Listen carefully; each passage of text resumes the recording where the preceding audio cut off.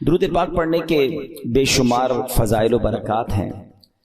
بہت ہی خوبصورت کتاب مکتبۃ المدینہ کی 40 اطار، اس کی دوسری قسط صفحہ نمبر 11 میں حدیث پاک نمبر 11 ہے، من صلی علی او سأل لی الوسیلۃ حقت علیہ شفاعتی یوم القیامہ۔ میرے آقا فرماتے ہیں جس نے مجھ پر درود شریف پڑھا یا اللہ پاک کی بارگاہ میں میرے لیے وسیلے کی دعا کی، قیامت کے دن اس پر میری شفاعت ثابت ہو گئی۔ تو درود پاک پڑھنا یہ شفاعت مصطفیٰ صلی اللہ علیہ وسلم حاصل کرنے کا بڑا پیارا طریقہ ہے۔ محبت کے ساتھ بآواز بلند درود پاک پڑھ لیں، صلو علی الحبیب صلی اللہ تعالی علی محمد صلی اللہ علیہ وسلم۔ الحمدللہ ہماری کوشش ہوتی ہے ہم قرآن مجید فرقان حمید کی خوبصورت پیاری آیتوں کو سمجھیں، تلاوت کریں، اس کی تفسیر جانیں اور قرآن کی باتیں کریں۔ آج ایک بنی اسرائیل کی عجیب و غریب بیماری کا ذکر سنیں گے۔ اللہ نے قرآن مجید میں اس کو بیان کیا اور بدقسمتی سے وہ بیماری، وہ ڈیزیز آج ہمارے درمیان بھی پائی جاتی ہے۔ تو یوں سمجھیے کہ یہ ہمارے لیے بھی بڑی ریلیونٹ ہے، ہمیں بھی بہت غور سے اس کو سننا ہے کہ کہیں ہم میں سے کسی کے اندر یہ بری بیماری نہ لگ جائے۔ اور یہ بیماری ان کو کیوں لگی، قرآن نے اسے بھی بیان کیا۔ اللہ کریم قرآن مجید میں ارشاد فرماتا ہے، پارہ نمبر 1 ہے، سورہ بقرہ آیت نمبر 74، ارشاد ہوتا ہے بسم اللہ الرحمن الرحیم، ثم قست قلوبکم من بعد ذلك فهي كالحجارة او اشد قسوة وان من الحجارة لما يتفجر منه الانهار وان منها لما يشقق فيخرج منه الماء وَإِنَّ مِنْهَا لَمَا يَهْبِطُ مِنْ خَشْيَةِ اللَّهِ وَمَا اللَّهُ بِغَافِلٍ عَمَّا تَعْمَلُونَ۔ اب اس آیت کا ترجمہ کیا ہے؟ آسان ترجمہ قرآن کنز العرفان۔ پھر اس کے بعد تمہارے دل سخت ہو گئے تو وہ پتھروں کی طرح ہیں، بلکہ اس سے بھی زیادہ سخت ہو گئے۔ اور پتھروں میں کچھ تو وہ ہیں جن سے ندیاں بہہ نکلتی ہیں، اور کچھ وہ ہیں کہ جب پھٹ جاتے ہیں تو ان سے پانی نکلتا، اور کچھ وہ ہیں جو اللہ کے ڈر سے گر پڑتے ہیں، اور اللہ تمہارے اعمال سے ہرگز بے خبر نہیں۔ یہ جو آخری آیت کا حصہ ہے نا، یہ تو سمجھ لیں یہاں لکھا ہونا چاہیے۔ کیا فرمایا؟ وَمَا اللَّهُ بِغَافِلٍ عَمَّا تَعْمَلُونَ۔ جان لو کہ اللہ تمہارے اعمال سے ہرگز بے خبر نہیں ہے۔ جو کچھ ہم کر رہے ہیں نا، سب اللہ دیکھ رہا ہے۔ ہم بعض اوقات لوگوں سے، رشتہ داروں سے، دوستوں سے چھپانے کی کوشش کر رہے ہوتے ہیں، شہر تبدیل کریں گے، علاقہ تبدیل کریں گے، دروازہ بند کر دیں گے، دنیا میں کوئی نہ دیکھ لے۔ بار بار قرآن انڈیکیٹ کر رہا ہے وَمَا اللَّهُ بِغَافِلٍ عَمَّا تَعْمَلُونَ۔ اللہ تمہارے اعمال سے ہرگز بے خبر نہیں، وہ دیکھ رہا ہے۔ تو کاش یہ خیال دل میں راسخ ہو جائے کہ میں جو کچھ کرتا ہوں، اچھا کر رہا ہوں یا برا کر رہا ہوں، رب دیکھ رہا ہے۔ اچھے کام میں بھی اچھا عجیب ہیں ہم لوگ نا، برے کام میں لوگ نہ دیکھ لیں اس کی ٹینشن، اچھے کام میں لوگ کیوں نہیں دیکھ رہے اس کی ٹینشن، کسی طرح لوگوں تک پہنچا دوں کہ میں نے کوئی اچھا کام کیا ہے۔ اگر یہ ذہن بن جائے نا کہ دنیا دیکھے نہ دیکھے، اللہ دیکھ رہا ہے، اچھا کروں گا تو اجر اسی سے لینا ہے، اور اللہ نہ کرے برا کروں گا تو سزا بھی اسی نے دینی ہے۔ تو خیال تو اس کا زیادہ ہونا چاہیے نا، خیال دنیا والوں کا ہے۔ تو بہرحال اب آتے ہیں اس بیماری اور اس آیت کی طرف۔ اس آیت میں قرآن کریم فرقان حمید نے کیا ارشاد فرمایا؟ ثم قست قلوبکم من بعد ذلک، پھر اس کے بعد تمہارے دل سخت ہو گئے۔ یہ کس کی بات ہو رہی ہے؟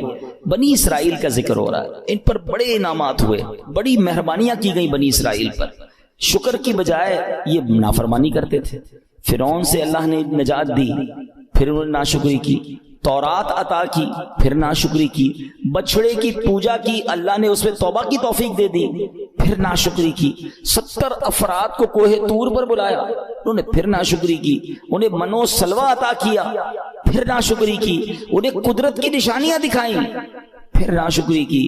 اللہ پاک کی نافرمانیوں میں مصروف رہے، ایک کے بعد ایک نافرمانی، ایک کے بعد ایک گناہ کرتے رہے، یہاں تک کہ ان کے دل سخت ہو گئے۔ مگر اب قرآن کیا کہتا ہے؟ کتنے سخت ہوئے؟ فَهِيَ كَالْحِجَارَةِ، تو وہ پتھروں کی طرح ہو گئے۔ اب پتھر کتنا سخت ہوتا ہے سمجھیے گا، یاد رکھیے سختی کی اور بھی چیزیں ہوتی ہیں، لوہا بڑا سخت ہوتا ہے، لکڑی بڑی سخت ہوتی ہے، مگر لوہا آگ سے نرم ہو جاتا ہے، لکڑی پانی سے نرم ہو جاتی ہے، مگر پتھر کتنا سخت ہوتا ہے۔ نہ گرمائش میں پگھلتا ہے. ہتھوڑے مار مار کے اس کا برادہ تو کر سکتے ہیں, چورا چورا کر سکتے ہیں, مگر نرم نہیں کر سکتے. تو قرآن نے مثال کیا دی کہ دل پتھر سے سخت ہو گئے. اچھا پھر کہا او اشد قسوہ, پتھر سے بھی زیادہ سخت ہو گئے. اللہ اکبر. ان دلوں کا عالم کیا ہوگا کہ جن کو قرآن کہہ رہا ہے کہ تمہارے دل پتھر جیسے سخت, بلکہ اس سے بھی زیادہ سخت ہو گئے. اللہ اکبر. اے میرے پیارے اسلامی, حالانکہ پتھر کی ایک اور تعریف قرآن خود آگے بیان فرما رہا ہے, وَإِنَّ مِنَ الْحِجَارَةِ لَمَا يَتَفَجَّرُ مِنْهُ الْأَنْهَارُ. پتھر میں تو کچھ وہ ہیں جن سے ندیاں بہتی ہیں. وَإِنَّ مِنْهَا لَمَا يَشَّقَّقُ فَيَخْرُجُ مِنْهُ الْمَاءُ, اور کچھ وہ ہیں جو پھٹ جائیں تو ان سے پانی نکلتا ہے. وَإِنَّ مِنْهَا لَمَا يَهْبِطُ مِنْ خَشْيَةِ اللَّهِ, اور کچھ وہ ہیں جو اللہ کے ڈر سے گر پڑتے ہیں, یعنی پتھر بھی اللہ کا خوف کرتے ہیں. پھر فرمایا وَمَا اللَّهُ بِغَافِلٍ عَمَّا تَعْمَلُونَ, اور اللہ تمہارے اعمال سے ہرگز بے خبر نہیں. اب یہاں بڑی یونیک معلومات سٹونز کے بارے میں, پتھر کے بارے میں قرآن نے کیا فرمایا, پتھر چاہے کتنے سخت ہوں اللہ کے نافرمان نہیں ہوتے, یہ بھی پھوٹ پڑتے ہیں, ان سے بھی چشمے جاری ہوتے ہیں. خوف خدا کے سبب بڑی بڑی چٹانیں, بڑے بڑے پتھر لڑک جاتے ہیں. لیکن گناہگاروں کے دل جب سخت ہو جائے نا تو وہ اتنے سخت ہوتے ہیں کہ وہ پتھر سے بھی زیادہ سخت ہو, ان پر کوئی بات اثر نہیں کرتی. اللہ کا حکم سن کر یہ زیر نہیں ہوتے, عذاب کا تذکرہ سن لیں تو ان پر خوف طاری نہیں ہوتا, جنت کی نعمتوں کا سن لیں پھر بھی دل مائل نہیں ہوتا. اے میرے پیارے اسلامی بھائیوں, غور کیجئے, آج کے دور میں بھی بعض اوقات ایسے بندے دکھتے ہیں کہ جن کے دل سخت ہو جاتے ہیں. اور سختی کی قرآن نے وجہ جو تفسیر میں ہم نے سنی کہ گناہ پر گناہ, ایک کے بعد ایک دوسرا گناہ. حدیثوں میں یہ مضمون ملتا ہے کہ بندہ جب ایک گناہ کرتا ہے نا تو اس کے دل پر ایک نقطہ لگ جاتا ہے, بلیک ڈاٹ. دوسرا گناہ کرتا ہے, پھر دوسرا نقطہ, تیسرا کرتا ہے, تیسرا نقطہ. ایک وقت آتا ہے پورا دل ہی کالا ہو جاتا ہے. اب ہدایت کی کوئی بات اثر نہیں کرتی ہے. اسی لیے کہتے ہیں نا, جیسے ہی گناہ ہو جائے ویسے ہی توبہ کر لو, جیسے ہی نافرمانی ہو جائے ویسے ہی نیکی کر لو. کلیئریفائی ہونا چاہیے, ہارٹ پیور ہونا چاہیے. آنسو بہایا کرو اللہ کی بارگاہ میں کہ یہ دلوں کو دھو دیتا ہے, دلوں کو صاف کرتا ہے, بندہ خوف الہی سے لرزتا رہے. مگر آج حال یہ ہے کہ دل اتنے سخت ہو گئے کہ کوئی ہدایت کی بات اثر کرنا تو دور کی بات, اچھی بھی نہیں لگتی. آج کے دور میں کسی سے اچھی بات کرو, قرآن کی بات کرو, دین کی بات کرو, لڑنے لگ جاتا ہے مسلمان ہو کر. یہ کیا ہر وقت بات یہ لگائی بھی ہے, کیوں بھائی اللہ رسول کی بات کرتے ہو, ہم کوئی اور بات کر رہے ہیں. خود سوچیں, ہمیں ہر اس شخص کو سوچنا چاہیے کہیں دل سختی کی طرف تو نہیں جا رہا ہے. اچھا اب پتھروں میں شعور ہوتا ہے, یہ بڑی عجیب بات آج ہم نے سنی, شاید بہت ساروں کے لیے نئی بات ہوگی.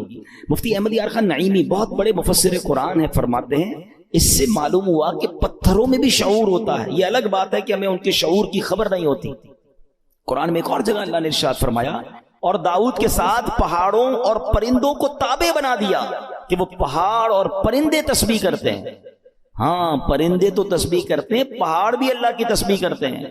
آپ نے نہیں سنا ابو جہل کے ہاتھ میں کنکر تھے نا, کیا آ کر کہا تھا اس نے اللہ کے نبی کو کہ اے محمد صلی اللہ علیہ وسلم, اللہ کے سچے نبی ہو تو بتاؤ میری مٹھی میں کیا ہے. اللہ اکبر. نبی پاک کا کیا خوبصورت جواب تھا, فرمایا میں بتاؤں تیری مٹھی میں کیا ہے, جو تیری مٹھی میں کنکر ہے بتا دے میں کون ہوں. اور پھر کنکروں نے کلمہ پڑھنا شروع کر دیا. تو پتا چلا کہ پتھر بھی اللہ کی تسبیح کرتے ہیں. اللہ اکبر. اور احد پہاڑ کے بارے میں کون نہیں جانتا. اللہ آپ کو مجھے بار بار مدینہ پاک کی حاضری نصیب فرمائے.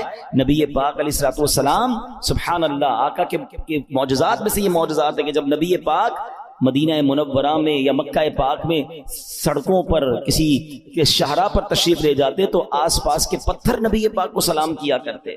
احد پہاڑ کے متعلق آقا نے فرمایا, احد پہاڑ ہم سے محبت کرتا ہے, ہم اس سے محبت فرماتے ہیں. اب پہاڑ نبی پاک سے محبت کرتا ہے. اور یہ کیسا خوبصورت پہاڑ ہے کہ نبی پاک علیہ الصلوۃ والسلام نے فرمایا کہ احد میرے ساتھ جنت میں جائے گا. اب یہاں علماء نے اور خوبصورت بات کی کہ پہاڑ نبی پاک سے محبت کرے تو جنت میں جائے, تو جب امتی محبت کرے تو اس کا تو عالم ہی کچھ اور ہوگا نا. تو محبت رسول یہ جنت میں جانے کا سبب ہے. مگر جو ہمارا ٹاپک ہے کہ اللہ کی عطا سے یہ پہاڑ یہ پتھر بھی رب کی تسبیح کرتے ہیں, ان میں بھی شعور ہوتا ہے. اللہ اکبر. اور احد کے پہاڑ کی تو یہ فضیلت ہے کہ ایک جگہ نبی پاک علیہ الصلوۃ والسلام نے فرمایا جب تم احد پہاڑ کے پاس آؤ فَكُلُوا مِن شَجَرِهِ، اس پر اگنے والے درخت کے پتے بطور تبرک کھا لیا کرو ہے۔ اور پھر فرمایا اگرچہ احد پہاڑ پر اگنے والے درخت کے صرف کانٹے ہی ملے، اگر پتے نہ ملے تو کانٹے چبا لیا کرو۔ اب یہاں تبرک کی دلیل بھی ملتی ہے، بھائی کانٹا کھانے سے کیا فائدہ ہوگا، پتا کھانے سے کیا فائدہ ہوگا، مگر چونکہ یہ جنتی پہاڑ ہے تو آقا نے فرمایا اس سے کچھ نہ کچھ کھا لیا کرو، تبرک لیا کرو۔ اب پہاڑ مبارک کیسے ہو گیا کہ یہ پہاڑ نبی پاک سے محبت کرنے والا ہے۔ تو ہم دوبارہ آتے ہیں پیارے اسلامی بھائیوں کہ ایک تو ہم نے یہ سنا قرآن کہتا ہے کہ کچھ پہاڑ پھٹ پڑتے ہیں، کچھ میں سے نہریں جاری ہوتی ہیں، کچھ سے پانی جاری ہوتی ہے، کچھ خوف خدا سے گر پڑتے ہیں۔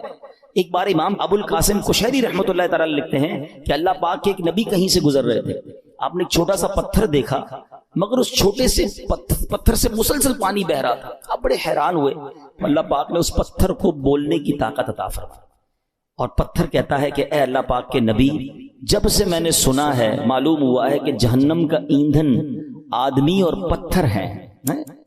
قرآن کہتا ہے نا، اے ایمان والو اپنے آپ کو اپنے گھر والوں کو جہنم کی آگ سے بچاؤ جس کا ایندھن آدمی اور پتھر ہے۔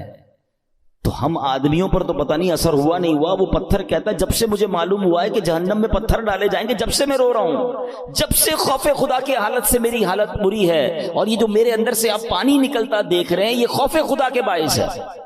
آپ اللہ کے نبی تھے، آپ نے اللہ کی بارگاہ میں دعا کی اور اللہ پاک نے یا اللہ اس پتھر کو جہنم سے محفوظ فرما دیا، دعا قبول ہو گئی۔ آپ چلے گئے کہیں، واپس آئے تو پھر اس پتھر سے پانی نکل رہا تھا، تو آپ نے کہا کہ اب تو تمہیں جہنم سے آزادی کی خوشخبری مل گئی، پھر کیوں رو رہے ہو؟ پتھر کو اللہ نے پھر قوت گویائی دی، کہتا ہے ذالک کان بکاء الحزن والخوف وہذا بکاء الشکر والسرور۔ کہتے حضور پہلے جو آنسو تھے وہ غم اور تکلیف کے تھے، اب جو آنسو ہیں وہ خوشی کے آنسو ہیں کہ اللہ نے جہنم سے آزاد کر دیا۔ تو یہ اللہ کی مخلوقات ہیں، اللہ پاک، یہ دنیا میں ہر طرف رب کا ذکر ہو رہا ہے، یہ اشرف المخلوقات کہلانے والا ہی غافل ہو جاتا ہے، حالانکہ ہم مجھے اور آپ کو بنایا ہی اللہ کی عبادت کے لیے۔ دیکھیں نا، ہر چیز کے بارے میں ہم یہ جاننے کی کوشش کرتے ہیں what is the reason of the creation. Mobile کیوں بنا ہے؟ بات کرنے کے لیے بنا، اگر اس میں بات کرنے کی صلاحیت ختم ہو جائے، کوئی فنکشن نہ چلے، کیا کریں گے؟ موبائل کا گاربیج کر دیں گے نا۔ پین کیوں چلتا ہے؟ پین کیوں بنا؟ لکھنے کے لیے، لکھنا ہی نا، انک ختم ہو جائے آپ کیا کرتے ہو؟ پھر بھی لگاتے ہو، پھینک دیتے ہیں۔ جو چیز جس لیے بنائی گئی اگر وہ کام نہ کرے تو اسے ڈسپوز کر دیا جاتا ہے۔ ہمیں کیوں بنایا گیا ہے؟ کبھی سوچا آپ نے؟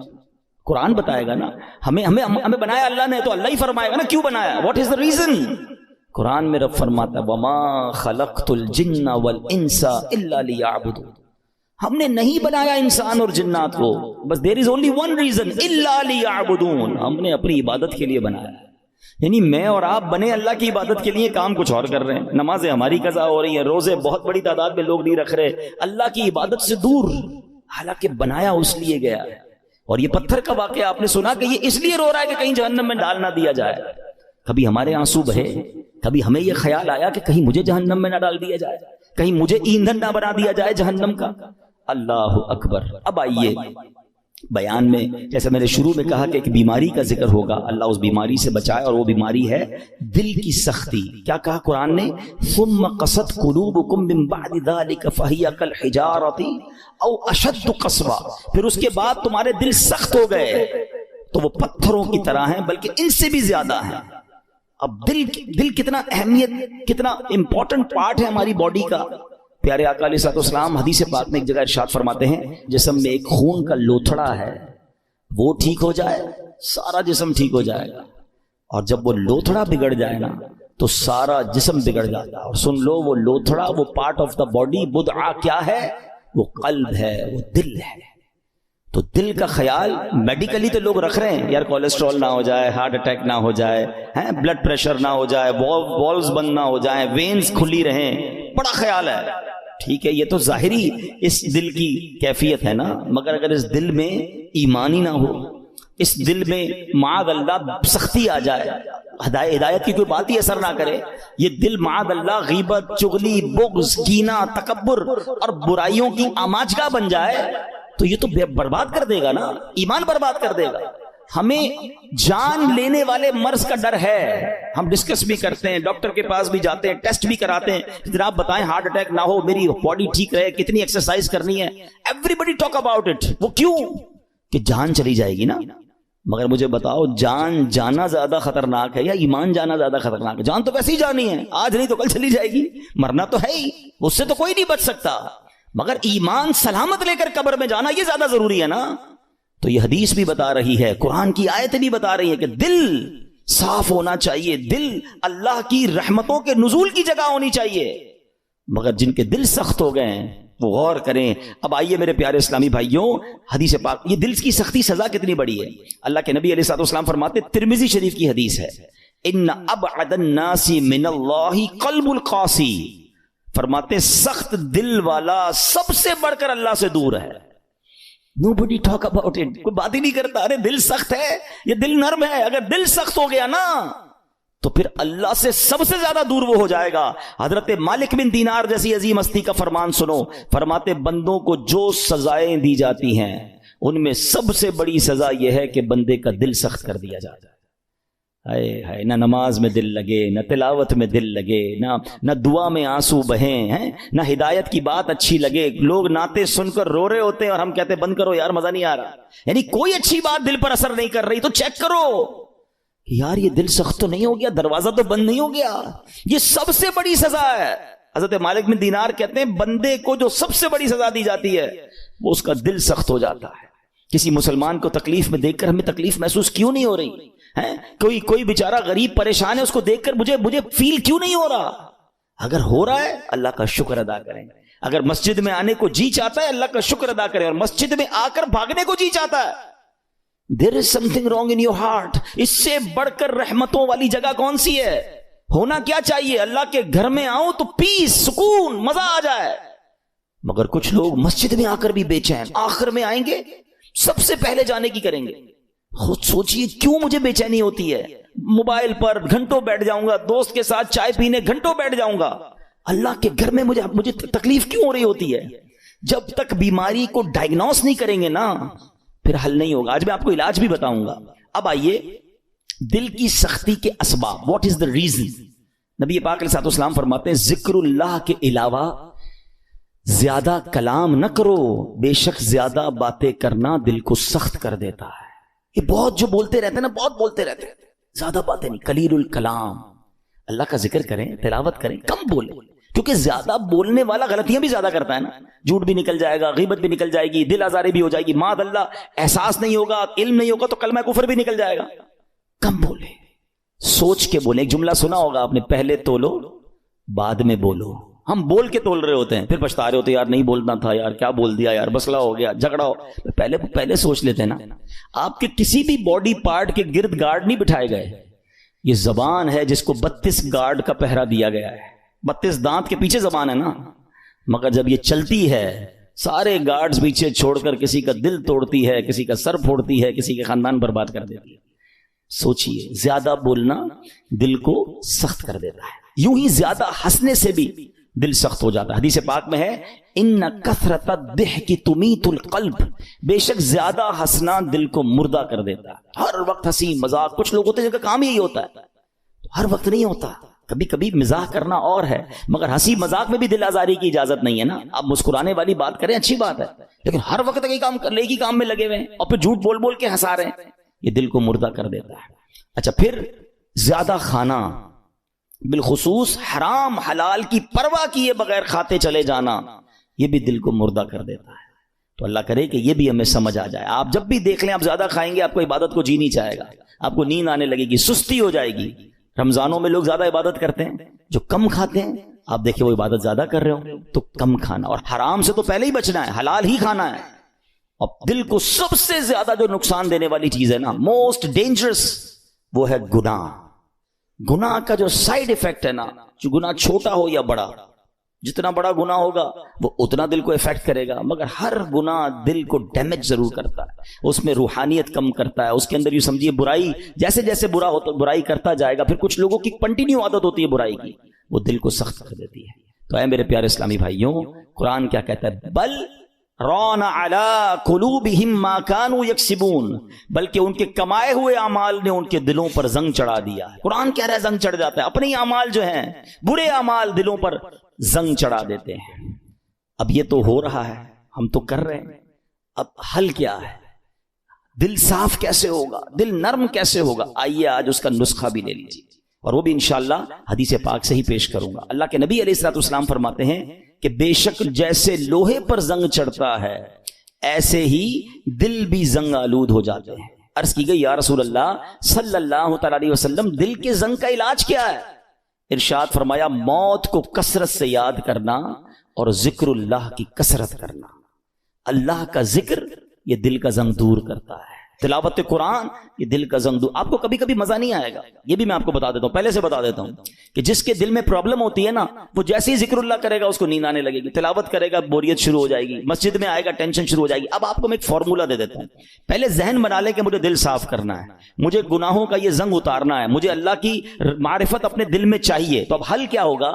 اب اس کو دنیا کی ایگزامپل سے سمجھاتا ہوں۔ مثال کے طور پہ کسی کو بخار ہو جائے اور کوئی وائرس لگ جائے، کھانا اچھا نہیں لگے گا، پانی اچھا نہیں لگے گا، چائے اچھی نہیں لگے گی، جوس اچھا، گھر والے بیچارے سوپ بنا کے دیں گے، نہیں کھانا ہے، منہ کڑوا ہو جاتا ہے۔ اب کیا کرتے ہیں؟ اچھا نہیں لگتا پھر بھی کھاتے ہیں۔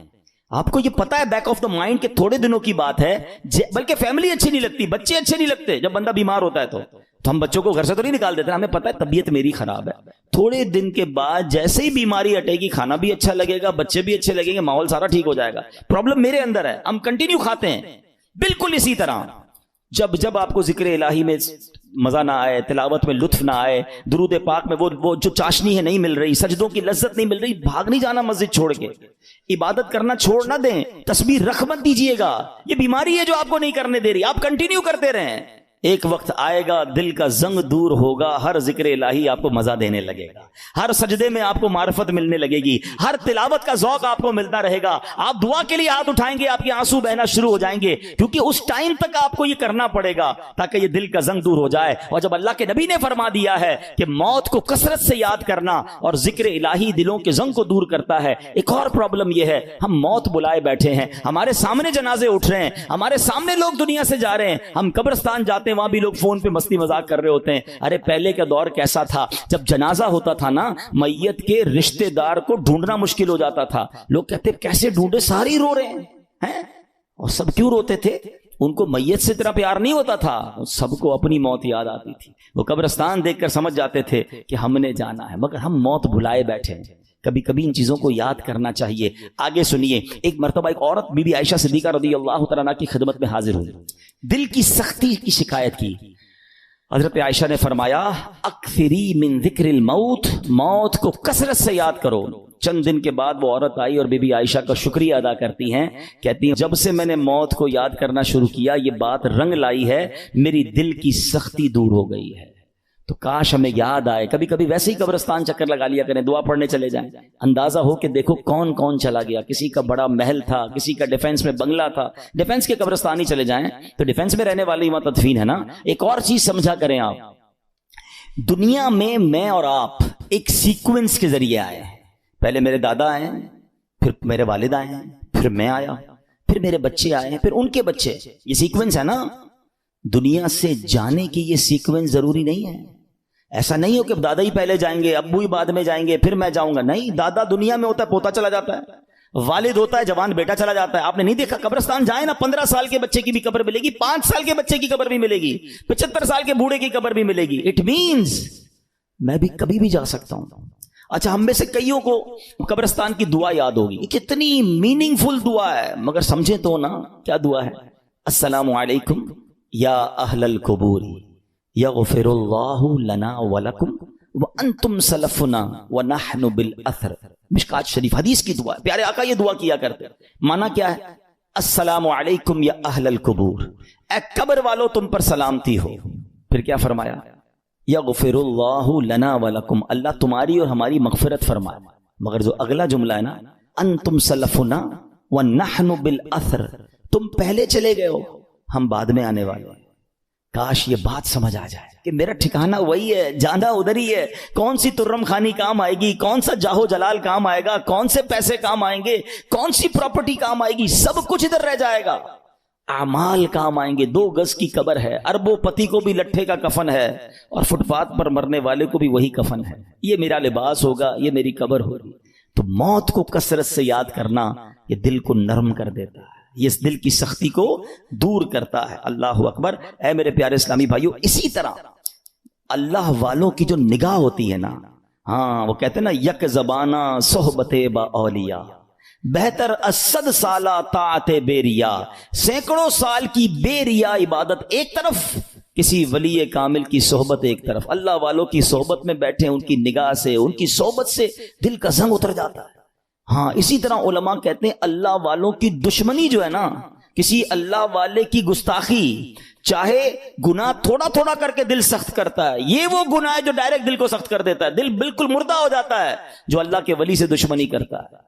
تو اے میرے پیارے اسلامی بھائیوں, اللہ والوں کی صحبت اختیار کریں, نیک لوگوں میں بیٹھا کریں, تلاوت قرآن کریں, ذکر الہی کریں, موت کو کثرت سے یاد کریں, تو یہ دل جو ہے اس کی سختی سے ہم محفوظ رہیں گے. وہ پتھروں کے بارے میں دیکھیں نا کہ پتھر خوف خدا سے روتا ہے, پتھر ذکر الہی کرتا ہے. ارے ہم تو اشرف المخلوقات ہیں, تو ہمیں تو اللہ کی یاد زیادہ کرنی چاہیے. تو بہرحال میرے پیارے اسلامی بھائیوں, یہ چند باتیں آج ہم نے سنی ہیں. اللہ پاک ہم سب کو عمل کرنے کی توفیق عطا فرمائے. آمین بجاہ النبی امین صلی اللہ علیہ وسلم.